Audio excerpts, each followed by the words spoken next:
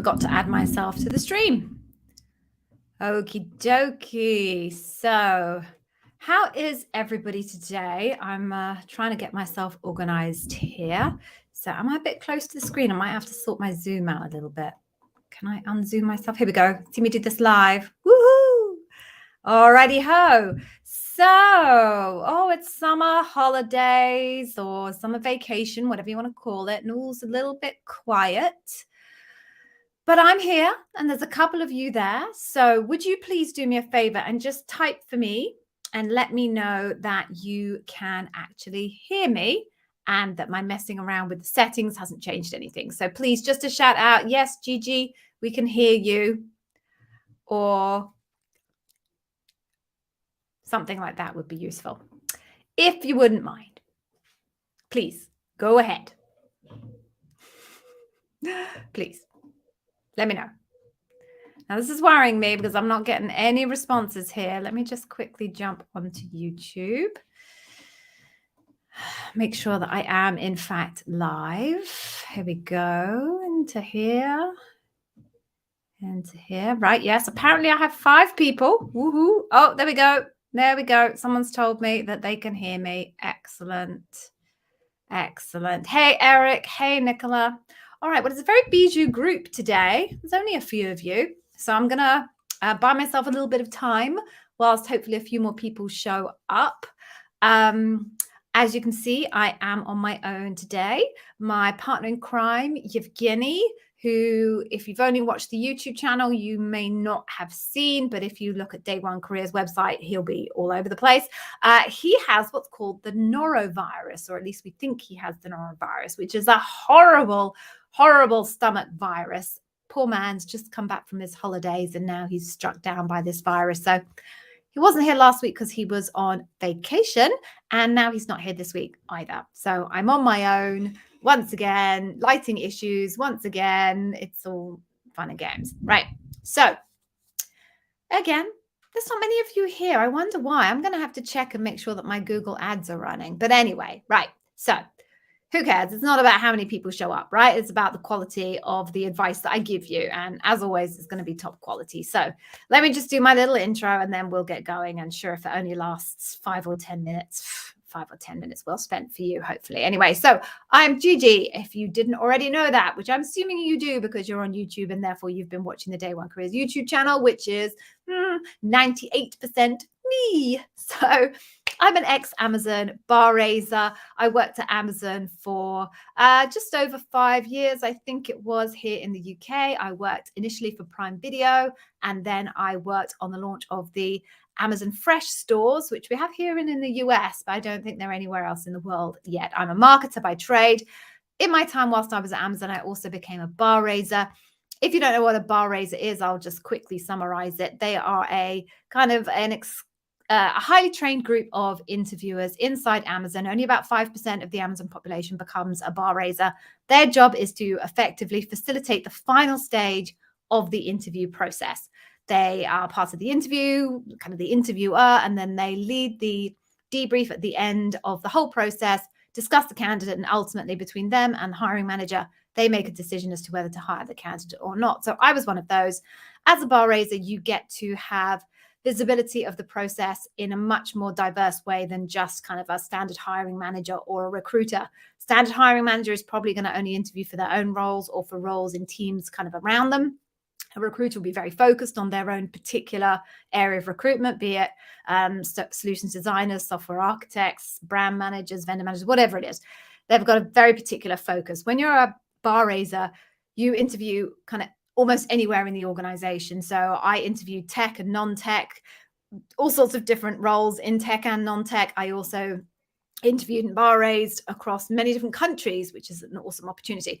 So you've got a much broader perspective of what goes on in the interview process. And I identified whilst I was interviewing, and I think Yevgeny did to more or less the same degree, that you could tell the difference between people who had got expert Amazon interview advice and support and those that didn't. They knew what to say. They understood the leadership principles really well. They knew what they were looking for. They knew what not to put into their answers, how to structure their answers, blah, blah, blah, blah, blah, blah, blah.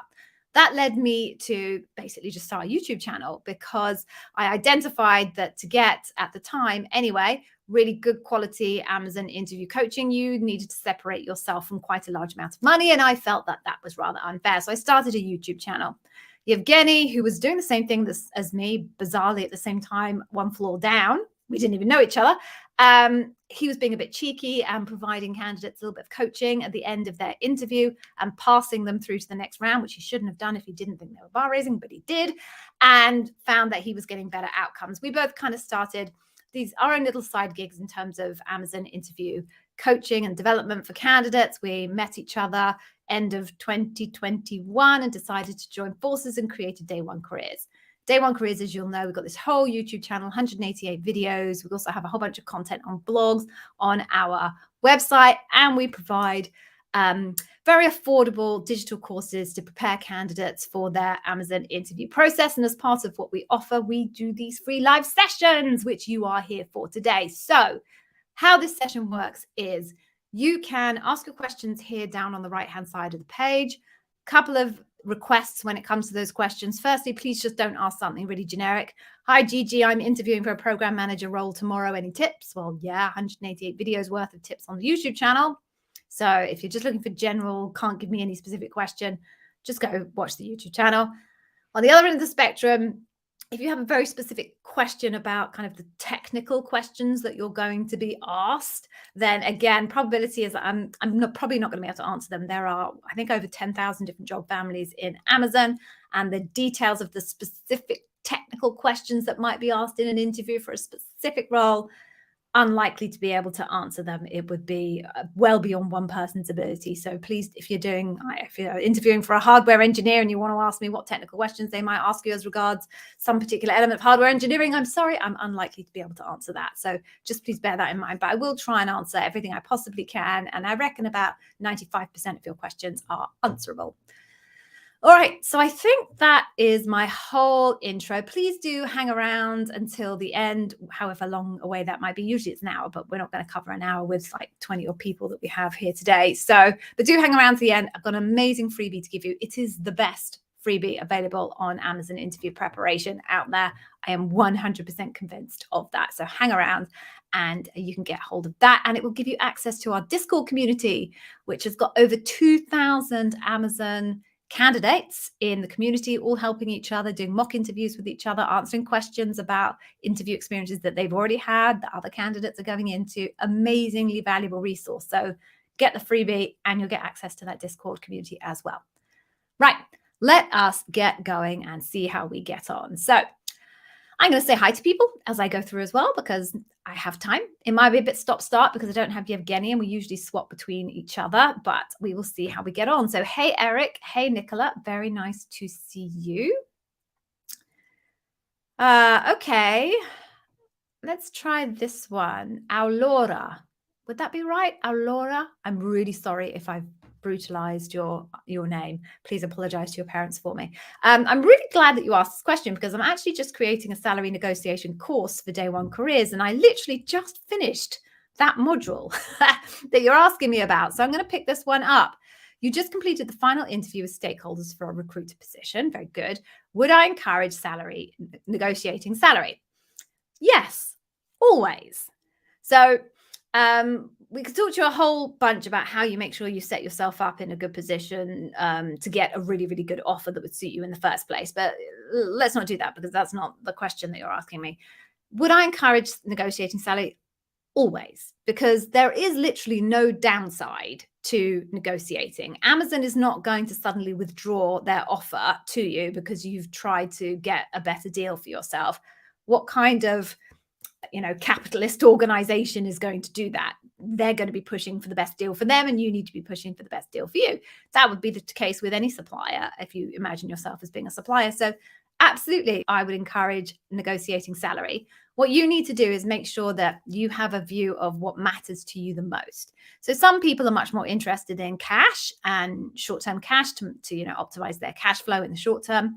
Some people are more interested in long-term and making long-term investments and developing their kind of long-term wealth.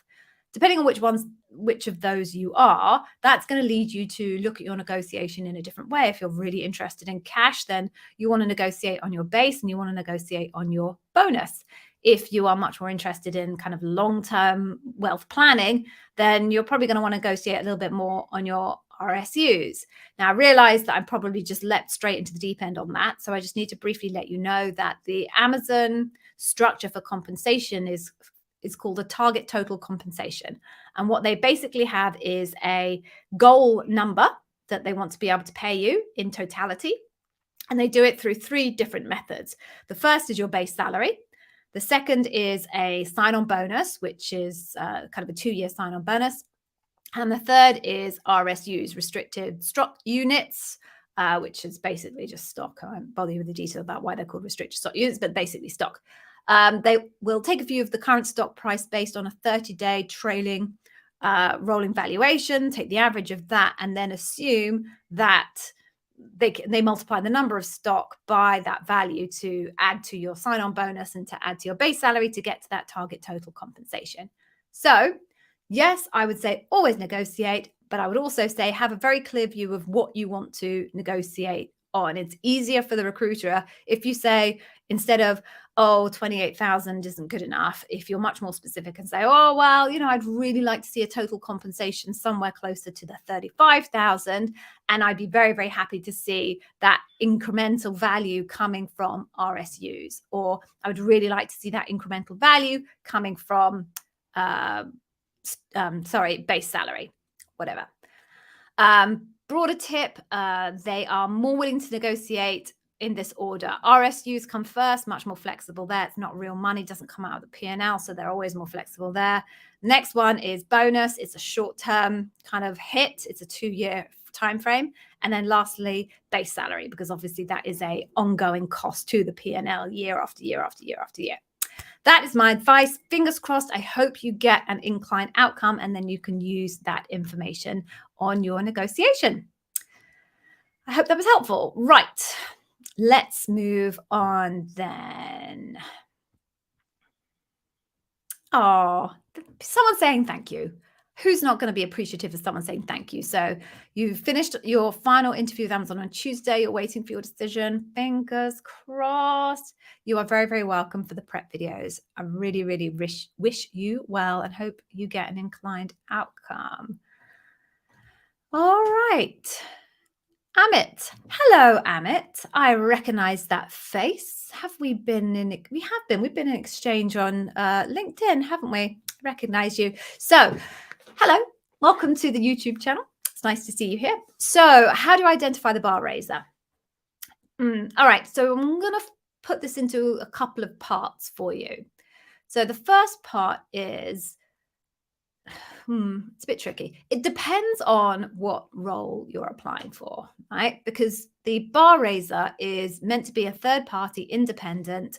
They don't come from the team that you are interviewing from, so that they can be third party, no skin in the game. So quite often what happens is, let's say you are interviewing for a vendor manager role. Everybody that you're meeting is going to be a vendor manager, or they might be an in-stock manager, something that kind of sounds alike to the type of work that you're doing. And then suddenly you'll have this random other person appear who might be a hardware engineer.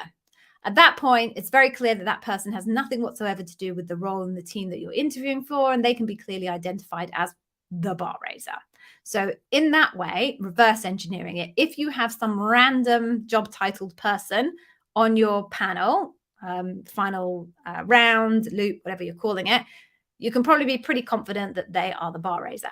However, that's not always possible, because in roles such as solutions architects and software development engineers, software development managers, those types of roles cut across all teams in Amazon. You can have software development engineers in Audible and another software development engineer in Project Kuiper.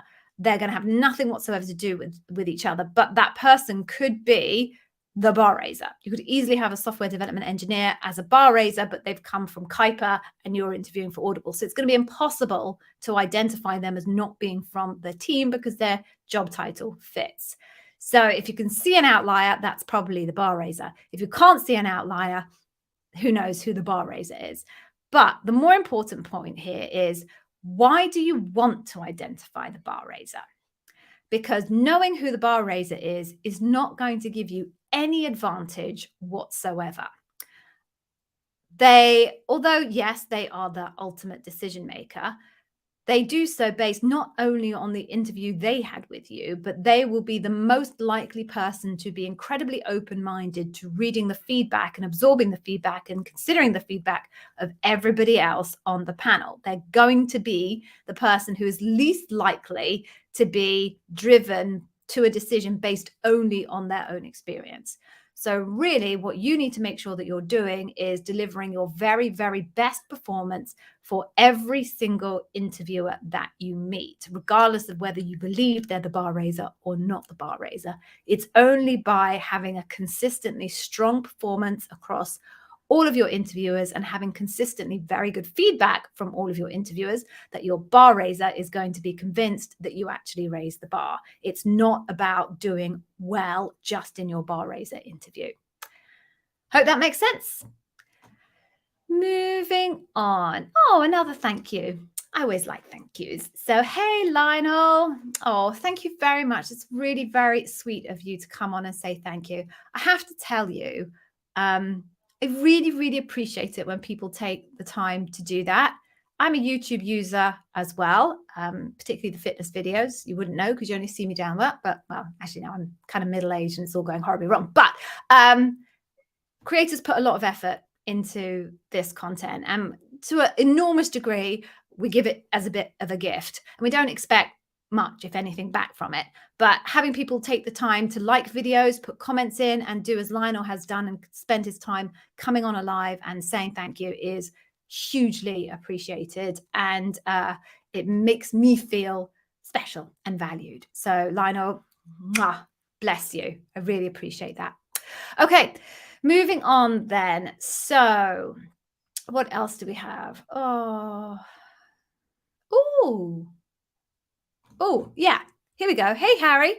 So you didn't pass Loop last month, but you're into the penultimate stage for a different role.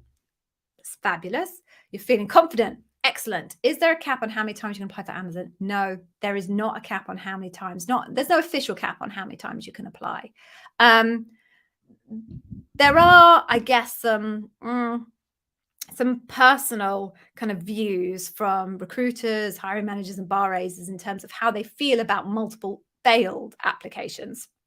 So I'll give you my personal guidance. This is not official. There's no rules around this inside Amazon. This is just based on my experience and the experience of speaking to my colleagues and recruiters, which is my view would be to say to a candidate, if you failed your interview process more than or 3 or more times over the past 6 months, you should probably stop. Because once you start to see in the ATS system, which is called, or the ATS, because S stands for system, ATS, a particular candidate who had multiple successive failures in a short period of time, my focus has gone. What happened here? Oh, I'm really sorry. Don't know what's gone on here. Hang on a second. It's all blurry. Let me just try and fix that. There we go. I don't know what happened there. I'm really sorry. What I was saying was, you look at that and you say to yourself, what is the probability that if I bring that person into interview with me, them having failed 3 times in the 6 months recent past, what's the probability that they're going to be considered? I will think they're bar raising. It's pretty low. You're not going to have confidence in that. So you pass on them. So what I suggest is 3 times in 6 months. If you still haven't made it, take a break, take 6 months out, go get some more experiences, try and build out some more stories, and then come back again 6 months later. And I think you're more likely to be able to be getting more interviews if you take that 6-month break. I hope that helps, Harry. Good luck. We all have our fingers crossed for you. Oh, Lionel got an SA role. There we go. This is why Lionel was saying thank you, not just because of my efforts, but because he's also been successful for an SA role. Also, I prep a lot of solutions architects. I have learned a lot about solutions architecture in my time as being a coach. Who knew Kubernetes? I mean, I literally had to go and learn about Kubernetes in order to be able to do a mock interview with someone. It was funny. You start work next week. Congratulations. I hope you have an awesome career. I'm sure you will. Okay, let's move on then.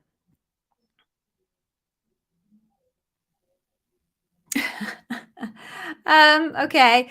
1588 Aga, you've got a phone screen sales analyst. Can I give you some coaching to nail the interview and move forward to the loop? I'm not really sure what specifically you're asking me. So, can I give you some coaching? There's 188 videos on the YouTube channel that will all be completely relevant for you. Moving on from that, if you want to make more effort than that, we have a digital course at Day One Careers. We've got kind of 3 flavors of it that will pretty much tell you everything that you need to know in order to do incredibly well at your Amazon interview. And then if you decide that you want to take one of our digital courses, you then get access to one of our coaches that you can, for a separate fee, employ to do some one-to-one coaching with you. So yes, I can, not right now, but YouTube channel, Day One Careers website, all of the resources that you need. Good luck. I hope it goes well for you. Someone just telling me, Alora, telling me I got her name right. Yay! More often than not, I butcher people's names and I embarrass myself, but I'm glad I wasn't too far off. Okay. Let's just have a quick look at this one from Eric. So you are welcome for the content. You've got loop this week. And you can't write down the examples. I'm thinking of writing just some key points using story structure. I don't understand what you mean by you can't write down the examples. I'm confused, but I think maybe you mean that you can't read the written examples off a piece of paper when you're in the interview, which is absolutely right.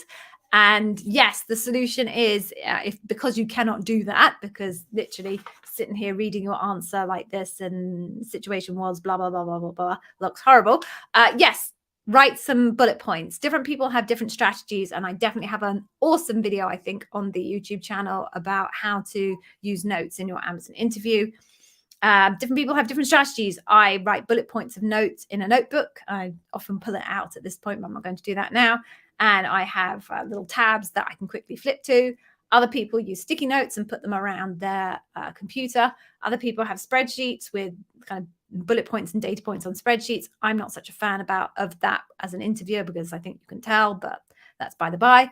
Other people put massive posters up on their walls and have kind of bullet points or structures and data points up there. So there are many different methods that you can use.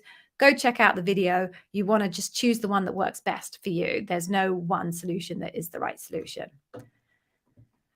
Okay. Right. So Victor, you want to identify the bar raiser. Hopefully you were here when I answered that question a little bit earlier. Oh, Lionel, this is so funny. So you can get this free masterclass, everybody, at the end of this session that looks like Lionel had use of. And he's saying he now uses facets even in, oh my goodness, my neighbors are revving their engines. Hang on a second. I'm sorry. I'm going to close the window.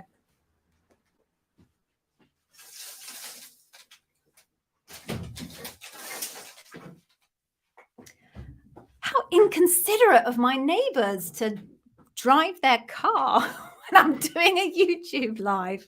Honestly, I should complain. So that everybody understands, a learning method that we created at Day One Careers that is exclusive to us unless someone has stolen it and copied it is this concept of facets. The leadership principles, as I'm sure you'll know, everybody, when you read them, some of them are like really massive paragraphs, and there's lots of kind of concepts embedded within these paragraphs. To simplify that out, what we've done is we've created this learning system called facets, where we describe and articulate to you the different facets of, for example, customer obsession, which has 4: customer obsession through coaching, customer obsession through anticipating, customer obsession through challenging, different facets. And that really helps you understand what type of examples you should be looking for in your career history to be able to identify the fact that, or showcase the fact that you are great at customer obsession. Challenge, but one of the funny things becomes, once you're an Amazonian, you start thinking in the form of leadership principles. And you start talking in the form of leadership principles, as Lionel's just describing there. So I even talk to my kids that way. I don't work at Amazon anymore, and yet I still use the leadership principles every day. So when my son is not taking responsibility for things he should, I say to him, "You've got to take ownership for this, Toby. Seriously, Toby, this is your issue. You've got to own it." And my kid's like, "Oh, Mum, don't talk to me like I'm an Amazonian." But it's funny. But Lionel, you're absolutely right. Once you pop, you can't stop from a leadership principle point of view. Anyway, little anecdote, people. Moving on then. What else do we have?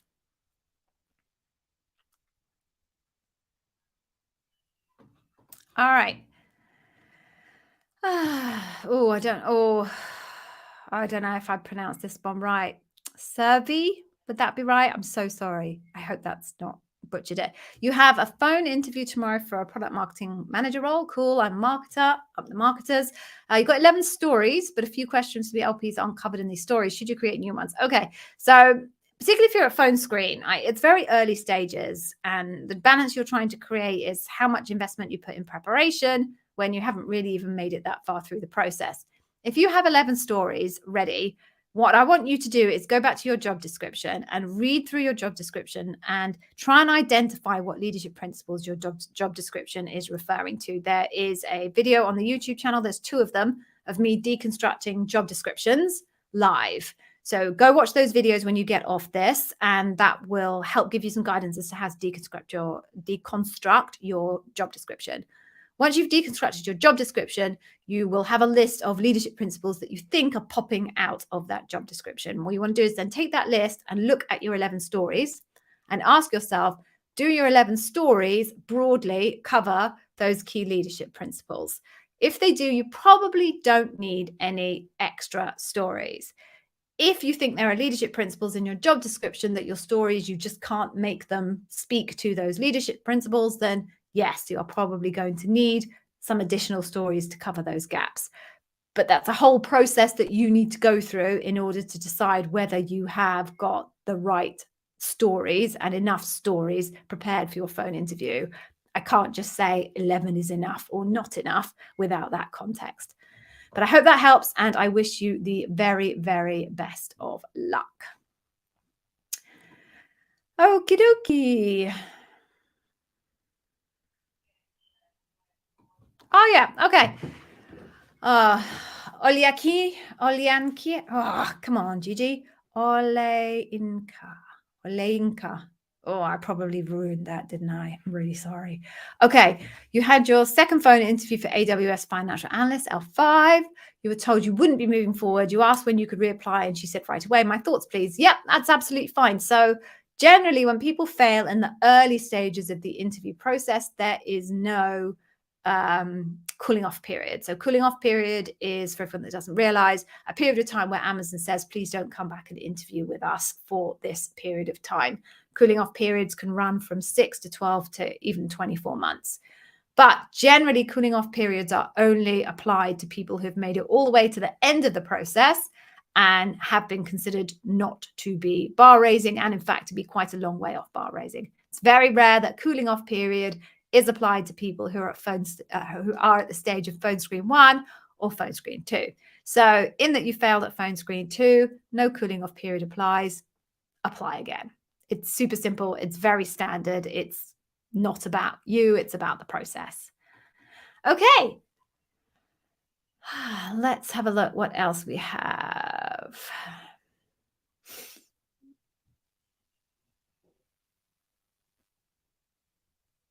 Oh, okay. Some repeats here.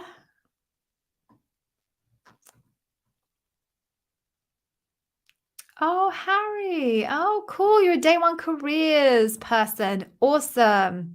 Oh, I'm so excited. It's always lovely to have someone from my home on these. So, Harry, I hope you're making use of the Discord community, and particularly your premium access to the Discord community. If you have questions, Yevgeny and I are always there on the premium channels to answer questions almost real time.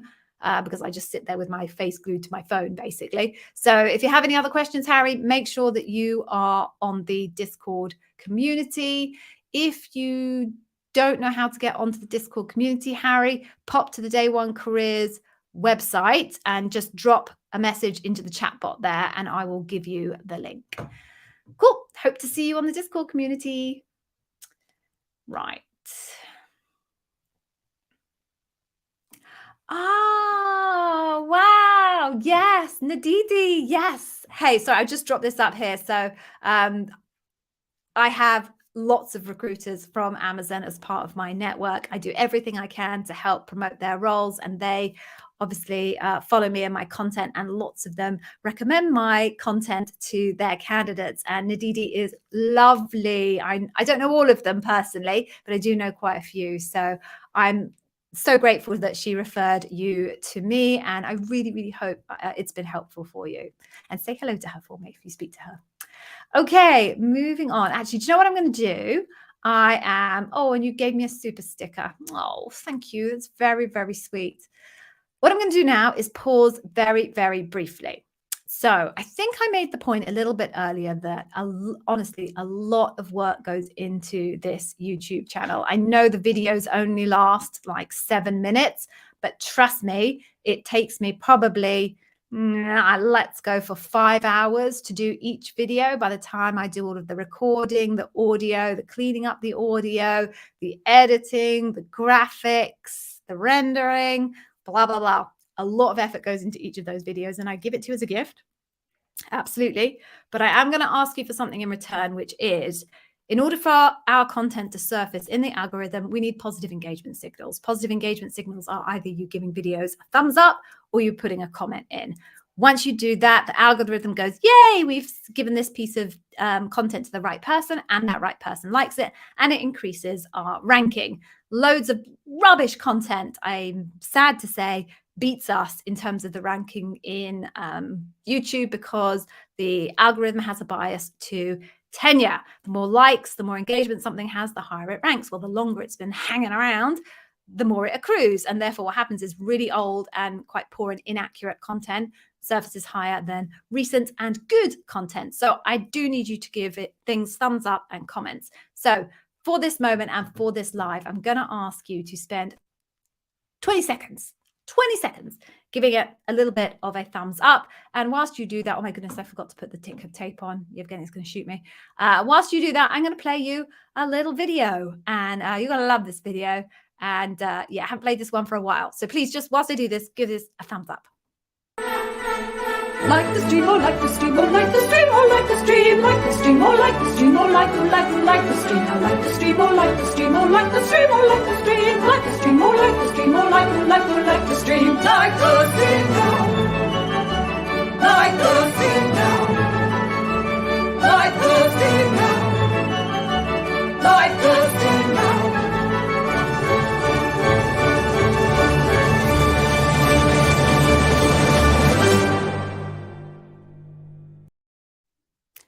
Okay, so I've lost a few people in the course of that. I always lose 1 or 2 people at this point in the show when I play those things and they think, oh my God, that woman is completely unhinged. I'm sorry, but it amuses me so much. And, you know, if you don't make yourself happy with your own job, what is life about? So I hope you enjoyed that. Please do give us a little bit of a thumbs up. All right. So moving on then to the some more questions. What else have we got? Sasank, hello. Thank you. I'm not going to pull up your comment, but appreciate that.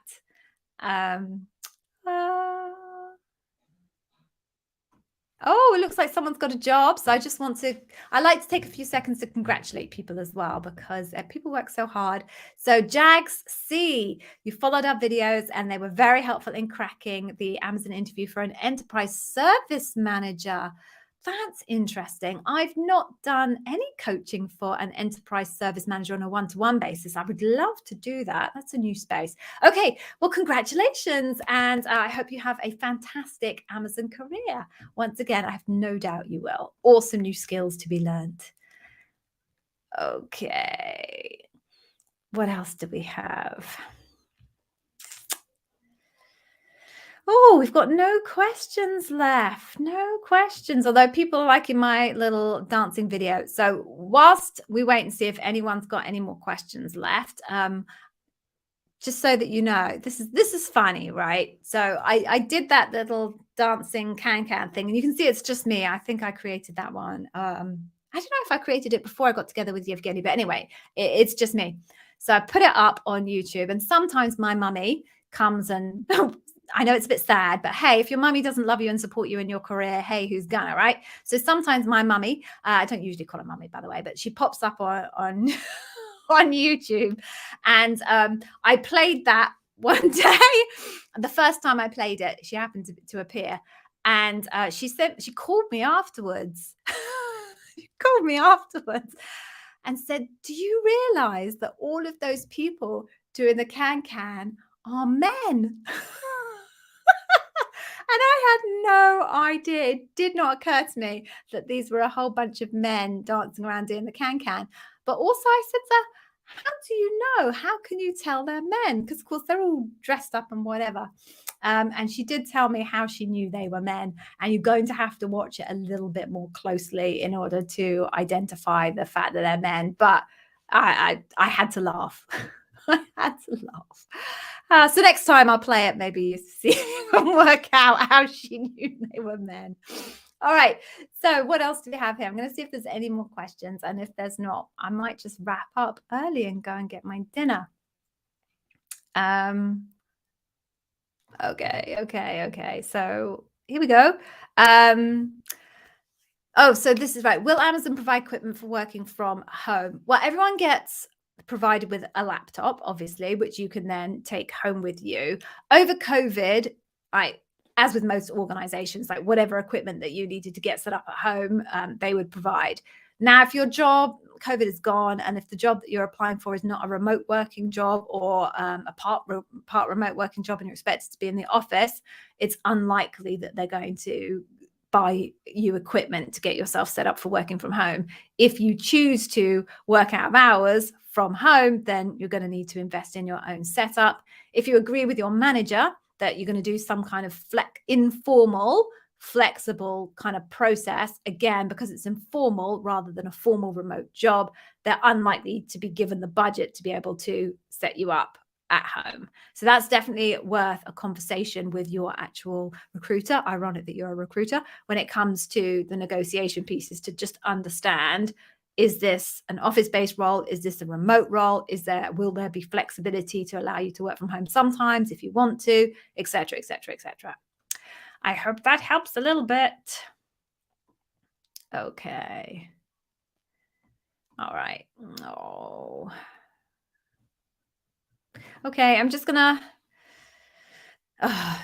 Suad, I probably said that horribly. Again, I probably shouldn't even try. I'm not going to pull up all of your messages, but I can see there's a few messages in there. So look, don't be worried. It's a tough process. There's no question about that. And more people don't make it than do make it. There's no question about that. But you can only do what you can do. And there's a whole bunch in the Amazon process that you are not in control of, and you will never be in control of. So you just need to focus on things that you are in control of. And the focus of what you are in control of is to make sure that you are able to articulate anything that's kind of technical in your particular area, that you're able to articulate it clearly, concisely, you know your stuff. And then on the behavioral side, focus on the leadership principles. Make sure you understand the leadership principles. Make sure you've identified as best you can the leadership principles that are important for your role. Ask your recruiter and maybe they'll tell you them. Maybe they won't, but sometimes they do. Prepare questions or answers aligned to those leadership principles. Follow the star structure. Have very specific and accurate specific data points. Say accurate, but specific data points about your impact, etc. And that's all you can do. Practice delivering it so you're sharp, concise, comfortable, relaxed. And that's all you can do. Everything else is out of your hands, and therefore something, although I know it's easy to say don't worry about something that's out of your control, easy for me to say, not easy for me to do, by the way, but that's what you're going to want to have to try and do, is once it's outside your control, let it go. Good luck. I'm sure everybody here has their fingers very tightly crossed for you. Okay. Yeah, I'm going to cover this off. So, hey, can I explain about what not to do during your first phone interview? No. And the reason why the answer is no is because I can't predict exactly what experience you're going to have in your first phone interview. There is a video about this on the YouTube channel, as always, but first phone screens are kind of bandit country. Basically, interviewers can and do that always amuses me, whatever it is they want. So some first interviews are just going to be all about your resume, all about tell me about yourself, why Amazon. Other first phone interviews are going to focus on technical plus some of that. Other phone interviews, they'll focus on behavioral and no technical. It's kind of bandit country. So you're just going to have to be prepared for anything, basically. So it's impossible for me to tell you what not to do because I don't know what you are going to have to do, if that makes sense. So I'm sorry, that's not an answer to your question, but that is the best I have to offer you. Okay. All right, Mike. What advice do I give to a new Amazonian to enable to enjoy and make the best of the time at Amazon and avoid getting pipped? Right. Avoid getting pipped. First of all, don't worry about getting pipped. If you spend all your time fixated on how do I avoid getting pipped, you're not going to enjoy or make the best of your time at Amazon. So it's a little bit, I don't know what the word to describe this is. I know that's a little bit of a throwaway comment and easier said than done again, but people, you just have to stop obsessing about pips. Like they're by no way as prevalent and extensive as everything that you read online. In my 5 years, I took 3 people and I had a team of at peak 24. I took 3 people through the PIP process in 5 years with 24 people in my team. 2 of them made it through the PIP process perfectly well, went on to get promotions, blah, blah, blah. One person decided that Amazon wasn't the place for them anywhere and moved on. Like, it's not as dramatic as everything you read. Certainly not as dramatic in the world that I functioned in. Like, clearly I didn't work in the US, Japan, India, blah, blah, blah. So I can't say that's true of everywhere, but certainly my experience is not as bad as that. My advice to a new Amazonian is stick with it. The first 6 months in Amazon are really scary because you start your job thinking you are the dog's what's-its because you've beaten all of these other people to the role, and 1% of people who apply for Amazon actually get a job. So you think you're amazing and you go in on your first day and you meet all these people and then you still feel good. And then the first week you realize, oh my God, they're all so much smarter than me. And then you go down and down and down and down in confidence. Literally, it's like at 6 months, something snaps with everybody in terms of getting it. And just like from that point, they're like, psh. And I've had this conversation with so many new hires in Amazon in my time. So stick with it, accept that you will feel imposter syndrome, accept that you will probably realize how little you know, and just dig in and keep going and keep learning. And at some point, probably around 6 months, suddenly the lights will switch on and you will get it and you will just kind of skyrocket from there. So that, I think that's my best piece of advice. And don't worry about pips. Okay. What else do I have? Okay.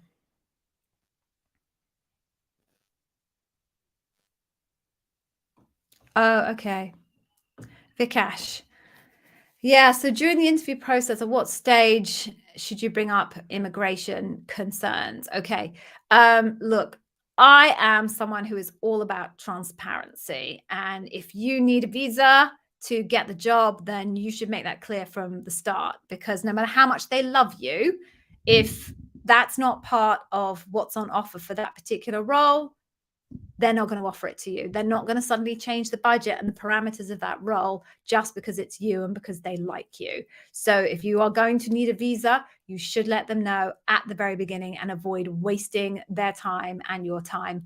I know of a number of candidates who did not raise this until they were given an offer, and then the offer went away. So, right, just be transparent. Don't waste your time. Don't waste their time. All right, moving on.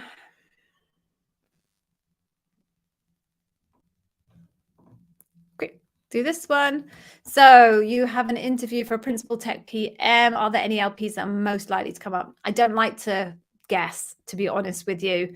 Really do a deconstruction of your job description. Go through those videos on the YouTube channel and see how I do it, and then do that for your own job description.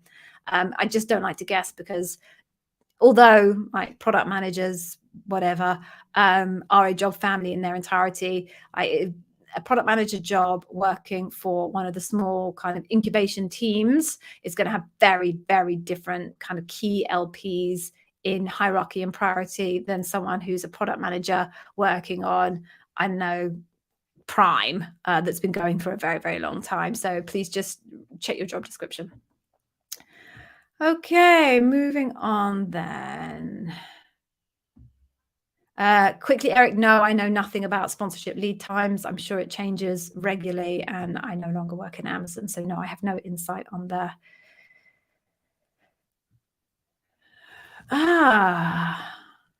Jim, right. So working as a senior solutions architect, you want to apply for a L6 software development engineer. Would be a challenge to move from SA to SDE. Should you go for SA or comfortable code and system science?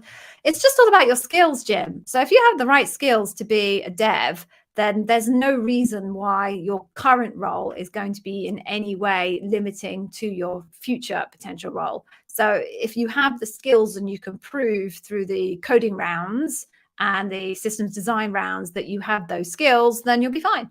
So it sounds like you feel you will, so just go for it. Right? What's the worst thing that can happen?